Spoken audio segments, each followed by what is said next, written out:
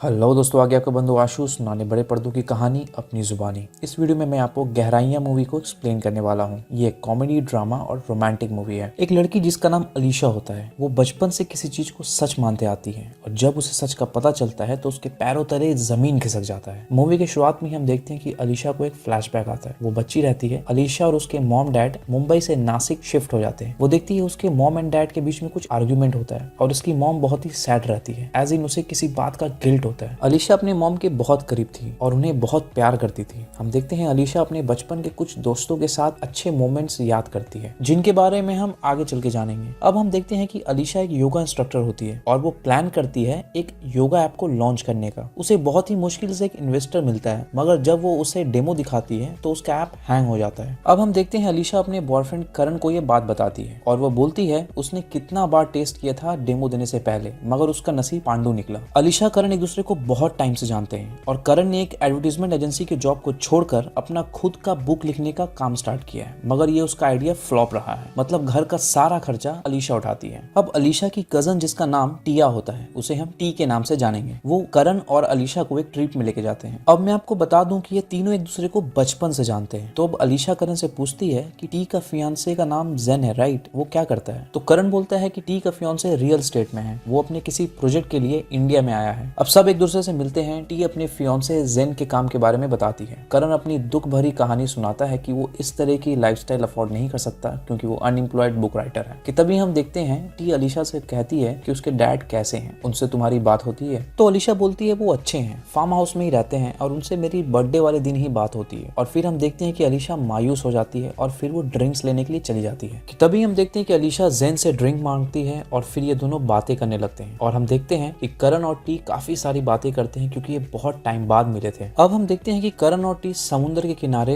पानी का मजा लेने जाते हैं। कि तभी हम देखते हैं कि जेन अलीशा से फ्लर्ट करता है। अब सवेरे होता है और अलीशा बीच किनारे योगा करती है। जेन जॉगिंग करते हुए उसके पास आता है और बोलता है टी तो सोई हुई है, चलो हम सेलिंग करने चलते हैं। फिर दोनों सेलिंग करने जाते हैं और जेन अपनी प्रोजेक्ट दिखाता है और बोलता है ये रहा मेरा प्रोजेक्ट। ये देखकर अलीशा बोलती है यार तुम बहुत अमीर हो। कि तभी जेन बोलता है मैं बहुत ही नॉर्मल घर से बिलोंग करता हूँ, पहले ये सब नहीं था। अलीशा जेन से पूछती है कि उसका ये योगा ऐप वाला आइडिया कैसा है? तो जेन बोलता है ये बहुत ही अच्छा आइडिया है। अब हम देखते हैं अलीशा ये बात करण को बोलती है और वो चुपचाप सुनता रहता है। तो अलीशा बोलती है तुमने लिख लिया? तो करण बोलता है यार एक बार लिख लेने दो फिर देख लेना। तो अलीशा बोलती है I am worried about us. तो करण बोलता है ये बुक एक बार कंप्लीट हो जाए फिर इतनी प्रॉब्लम्स नहीं रहेगी, और नहीं हुआ तो वो फिर से वो खून चूसने वाला काम पकड़ लेगा, तो उसे फिर से अकेले घर चलाना नहीं पड़ेगा। हम व्यूअर्स को देखने मिलता है कि अलीशा और करण के रिलेशन में दम नहीं होता। जेन अब अलीशा को सोशल मीडिया पर फॉलो करता है, उसके पिक्चर्स पर कमेंट करता है और अच्छे अच्छे रिएक्शंस भेजता है। मतलब ये लड़का पूरा तरीके से लट्टू हो जाता है। अब जेन अपने प्रोजेक्ट का फंड रेज करने के लिए इसी बैंकर के पास मीटिंग करता है। इस बैंकर का नाम विजय होता है और हम देखते हैं कि जेन की कंपनी का एसेट वैल्यूएशन बहुत कम होता है, मगर जेन को ज्यादा फंड की जरूरत रहती है। तो ये विजय को बोलता है कि उसे क्लाइंट से बहुत ही जल्द फंड मिलने वाले हैं और जैसे ही उसको मिलेंगे ये पूरा पैसा रिटर्न कर देगा और इसके लिए उसे सिर्फ 6 महीने चाहिए। हम देखते हैं कि जेन, अलीशा, करण और टिया करण के मॉम से मिलने आते हैं। तभी इनके बचपन का एक रिकॉर्डिंग चलाया जाता है। तो अलीशा की मॉम भी उस रिकॉर्डिंग में रहती है और ये देखकर अलीशा को फ्लैशबैक आता है जब उसकी मॉम खुद को फांसी लगा लेती है और उसके डैड उसे पकड़कर रोते हैं, और ये सोचकर अलीशा दुखी हो जाती है। कि तभी जेन अलीशा को मैसेज करता है और बोलता है कि कल उसके स्टूडियो वो आ रहा है। अलीशा योगा क्लास करा रही होती है और जेन भाई साहब शर्ट पैंट पहन के योगा करते हैं। ये भाई साहब योगा कम और डिस्ट्रैक्ट ज्यादा होते हैं। अब योगा करना तो बहाना है, काम तो इन्हें कुछ और ही करना है। तो फिर ये दोनों एक दूसरे को अपने बचपन के बारे में बताते हैं। कि तभी हम देखते हैं कि इन दोनों का बचपना बहुत ही डिस्टर्बेंस में कटा होता है क्योंकि इन दोनों के मॉम डैड में बहुत बुरी तरीके से झगड़ा होता रहता था। कि तभी अलीशा बोलती है कि कल जब उसने अपने बचपन का वीडियोस देखा तो उसे सारी पुराने पल याद आ रहे हैं। कि तभी हम देखते हैं कि इन दोनों को एक दूसरे के लिए इतना ज्यादा हमदर्दी आ जाता है कि एक दूसरे की तरफ चुम्बक की तरह टनाने लगते हैं और एक दूसरे को किस कर लेते हैं। कि तभी अलीशा के दूसरे क्लास के स्टूडेंट्स आ जाते हैं। अब टी लॉस एंजलिस जाती है तो वो एक बार करण और अलीशा से मिलना चाहती है, तो वो अचानक से आ जाती है और अलीशा को इसके बारे में कुछ पता नहीं होता क्योंकि करण ने उसे कुछ बताया नहीं था। तो वो करण पे गुस्सा हो जाती है। कि तभी जेन बॉटल ओपनर लेने के लिए आ जाता है। कि तभी वो अलीशा से पूछता है क्या सोच रहे हो, क्या हुआ है? तो अलीशा बोलती है कुछ नहीं और रूम का गेट बंद कर देती है। कि तभी जेन का हाथ दब जाता है और वो चीख पड़ता है और सब उसके दवा दारू में लग जाते हैं। तो जेन करण को बोलता है टी का फ्लाइट है, वो कहीं मिस न कर जाए, तो तुम उसे छोड़ दो, मैं कैब बुक कर लूंगा। कि तभी टी करण को बोलती है आधा बुक तो मैंने पढ़ लिया है, आधा हम डिस्कस कर लेंगे रास्ता में जाते समय। और ये बात बात सुनकर अलीशा को बुरा लग जाता है क्योंकि टी आउटसाइडर है और उससे पहले अलीशा का ये बुक के बारे में जानना ज्यादा जरूरी था। अब जैन और टी नीचे चले जाते हैं और करण अपना पर्स लेने ऊपर आता है कि तभी अलीशा गुस्सा रहती है क्योंकि करण ने उसे अपना आधा बुक पढ़ने नहीं दिया था, मगर टी जो कि आउटसाइडर है उसे पहले पढ़ने दिया। वो बोलती है मैं बिल्स पे करूं, रिस्पॉन्सिबिलिटीज उठाऊं, तो करण बोलते हैं कर रहे तो मुझ पर कोई एहसान मत जताओ, आई नीड स्पेस, और चला जाता है। अब जैन कैब का वेट करता है और देखता है अलीशा घर पर अकेली है, तो वो उसके घर में वापस चला जाता है और इन दोनों में जो काम बचा होता है वो पूरा हो जाता है। अब ये दोनों होटल्स, यॉट, बीच, हर जगह जहाँ मिलता है गपागप करते हैं, मतलब दिल खोल के गपागप करते हैं। अब जैन बाथटब में शैंपेन लेके आता है और अलीशा को बोलता है तुम्हारे ऐप के लिए हमारी कंपनी 1 करोड़ का इन्वेस्टमेंट करने के लिए तैयार है। अब अलीशा पूछती है जैन के सर पर ये किस चीज का निशान है, तो जैन बोलता है बचपन में एक दिन डैड मॉम को मार रहे थे और मारते मारते उनका हाथ तोड़ दिए, तो मैंने पुलिस को कॉल कर दिया और फिर जब पुलिस आई तो मॉम ने बोला कि वो सीढ़ी से गिर गई थी और फिर डैड ने मेरे सर पर मार के मुझे निशान दे दिया। जैन बोलता है तकलीफ की बात यह है कि मॉम को लगता था मैंने उन्हें छोड़ दिया, बल्कि मैं उन्हें सिर्फ बचाना चाहता था। अब हम देखते हैं अलीशा का बर्थडे रहता है और करण अलीबाग में पार्टी थ्रो करता है। ये वही जगह है जहां अलीशा टी बचपन में एक साथ आया करते थे। अलीशा को उसके डैड बर्थडे विश करते हैं और फिर वो उसे कभी नासिक आने को बोलते हैं। तो तभी हम देखते हैं कि करण अलीशा को प्रपोज करता है और अलीशा नहीं चाहते हुए भी एक्सेप्ट कर लेती है। अब अलीशा करण से बात करना बंद कर देती है और वो बोलती है कि ऐसे भी हमारे बीच जो भी था वो ज्यादा दिन चलने वाला नहीं था, और बोलती है मैं तुम्हारा इन्वेस्टमेंट लौटा रही हूँ। हम देखते हैं जैन बहुत ट्राई करता है अलीशा से कांटेक्ट करने की,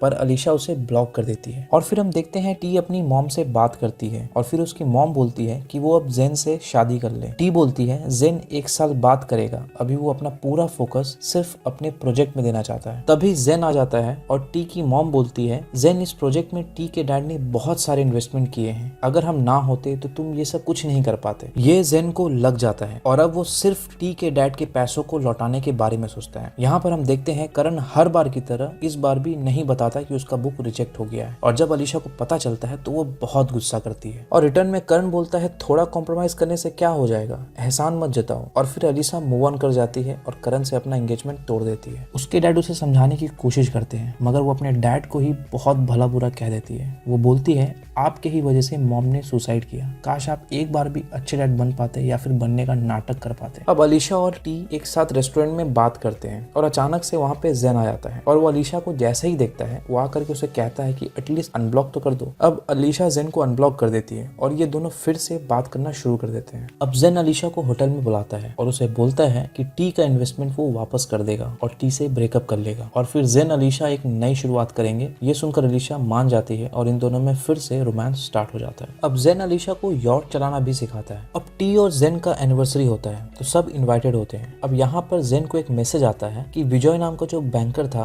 उसको मनी लॉन्ड्रिंग के केस में अरेस्ट कर लिया गया है और मीडिया में फैल गया था कि उसने मनी लॉन्ड्रिंग के पैसे को रियल एस्टेट में इन्वेस्ट कर दिया है, यानी कि बैड लोन के जैसे रियल एस्टेट में दे दिया है। तो अब जैन के कंपनी में भी ऑडिट होगी और इनका ऑलरेडी 65 करोड़ से वैल्यूएशन गैप है, तो इससे पहले ऑडिट में ये पकड़े जाएं इनको पहले ही 65 करोड़ को कवर अप करना होगा। तो जैन अपने मैनेजर जितेश को बुलाता है और उसे ये सब बताता है कि तभी हम देखते हैं कि अलीशा आती है और जैन को बोलती है कि वो प्रेग्नेंट है। अब अलीशा स्ट्रेस्ड रहती है तो वो एंजाइटी की मेडिसिन खाती है, तो जैन उसके हाथ से वो दवाई ले लेता है और बोलता है trust me everything will be fine, just relax. अब टी देखती है कि जैन के पास से एंजाइटी के पिल्स निकलते हैं, तो जैन बोलता है फंडिंग में कुछ इश्यूज हो रहे हैं, उसी वजह से ये आजकल एंजाइटी के पिल्स ले रहा है। तो अब जैन जयेश को बोलता है कि टी रेडी है अपना अलीबाग का प्रॉपर्टी को मॉर्गेज में रखने के लिए। हम देखते हैं कि टी और जैन अलीबाग के प्रॉपर्टी को क्लाइंट को दिखाने आते हैं कि तभी अलीशा का कॉल पे कॉल आता है और अब टी को शक होता है। तो अब घर रिटर्न होते वक्त टी बोलती है उसे पानी पीना है कि तभी जी पानी लेने के लिए जाता है और अपना फोन गाड़ी में छोड़ देता है कि तभी टी देखती है कॉन्ट्रैक्टर नाम का एक कॉन्टैक्ट सेव किया होता है, तो वो देखती है मैक्सिमम कॉल उसी के थे, तो वो वीडियो कॉल कर देती है कि तभी जैन आ जाता है। टी फोन कट कर देती है और जैन समझ जाता है कि टी उसके फोन में जासूसी कर रही थी। अब मैं आपको बता दूं कि अलीशा का नंबर जैन कॉन्ट्रैक्टर के नाम से सेव करके रखा था ताकि टी को शक ना हो। तो अब जैन अलीशा का नंबर जितेश न्यू बोल के सेव कर देता है। अब हम देखते हैं कि अलीशा का स्टूडियो सीज हो जाता है, तो वो जैन को कॉल करती है मगर जैन कॉल नहीं उठाता, तो वो डायरेक्ट उसके ऑफिस चली जाती है। अब जैन यहाँ पे अपने एक इन्वेस्टर को कॉल करता है ताकि वो इनके प्रोजेक्ट में और भी इन्वेस्ट करे और जैन उसे बहुत ही अच्छे ऑफर्स देता है जो बाहर में कोई नहीं देगा, मगर इन्वेस्टर मना कर देते हैं और बोलते हैं अगर जैन इस बैड लोन के केस में फंसा तो इन्वेस्टर्स अपना सारा इन्वेस्टमेंट इन्वेस्टमेंट विड्रॉ कर लेंगे। अब जेन का फटा होता है कि तभी जितेश बोलता है तुम टी से पैसे क्यों नहीं मांगते, वो तुम्हें खुशी खुशी दे देगी। पर जेन बोलता है मैं उसके साथ रिलेशन खत्म करना चाहता हूँ। अब हम देखते हैं कि जेन अलीशा को सच बताएगा तो वो अब जेन पर भरोसा नहीं करेगी। तो जेन अलीशा को नहीं बताता कि वो टी से और भी पैसे ले रहा है। अब वो इसलिए ये करता है क्योंकि अगर वो अपना अकाउंट सेटल नहीं करेगा तो उसे जेल हो सकता है। तो जेन के पास और कोई ऑप्शन है ही नहीं। अब हम देखते हैं जेन और अलीशा का फोन पर बात नहीं हो पाता और अक्सर उनके बीच में झगड़ा होते रहता है। तो अब जेन को टी के साथ ज्यादा से ज्यादा समय स्पेंड करना पड़ता है ताकि वो उससे पैसा निकलवा सके। तो अब जेन और टिया वेकेशन पे आते हैं घूमने के लिए कि तभी अलीशा का कॉल आता है। तो जेन बाहर जाके कॉल को रिस्पॉन्स करता है। तो टी को पूरा डाउट हो जाता है और वो जेन को बोलती है तुम्हारा अफेयर चल रहा है क्या, हर टाइम तुम फोन में लगे रहते हो। कि तभी जितेश का कॉल आ जाता है और वो टी को बोलता है उठा लो देख लो कौन है। तो वो देखती है वो जितेश होता है। अब वो कॉन्ट्रैक्टर को कॉल करती है तो वहां भी कोई आदमी उठाता है। अब क्योंकि जेन ने कॉन्ट्रैक्टर से अलीशा का कॉन्टैक्ट जितेश न्यू बोल के सेव कर दिया था। अब टी को जेन पर पूरा भरोसा हो जाता है और वो पेपर्स को बिना चेक किए साइन कर देती है। अब अलीशा गाइनो के पास जाती है और तभी उसे वहाँ पे करण मिलता है और उसे वहाँ पे पता चलता है कि जेन और टी वेकेशन पर अलीबाग गए थे क्योंकि जेन को वहाँ के प्रॉपर्टी को मॉर्गेज करके कुछ पैसे चाहिए। अब अलीशा जेन से मिलने आती है उसके घर पर वो उसे जबरदस्ती पार्किंग लॉट लेके आता है क्योंकि वो नहीं चाहता कि उसके वजह से सब वेस्ट हो जाए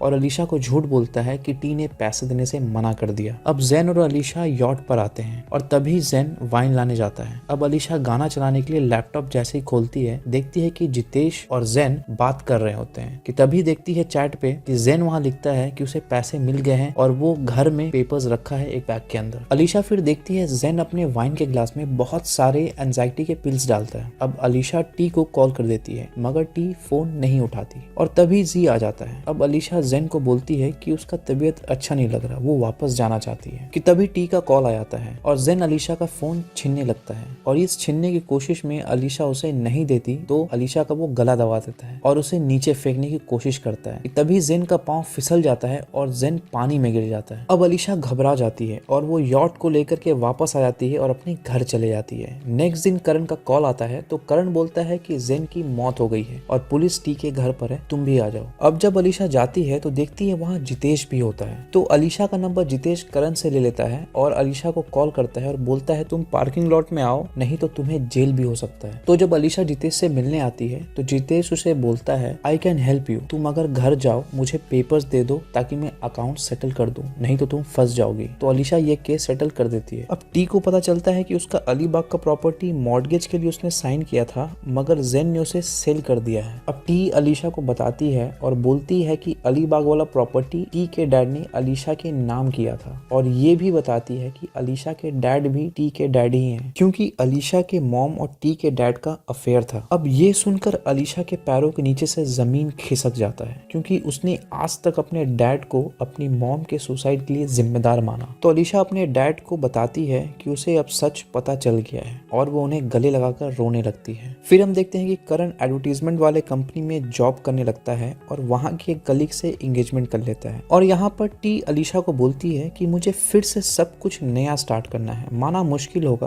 पर आई वांट टू। और यहाँ पे ये मूवी खत्म हो जाता है। आशा करते हैं आपको हमारा ये मूवी एक्सप्लेनेशन अच्छा लगा होगा। तब तक के लिए टेक केयर, थैंक यू।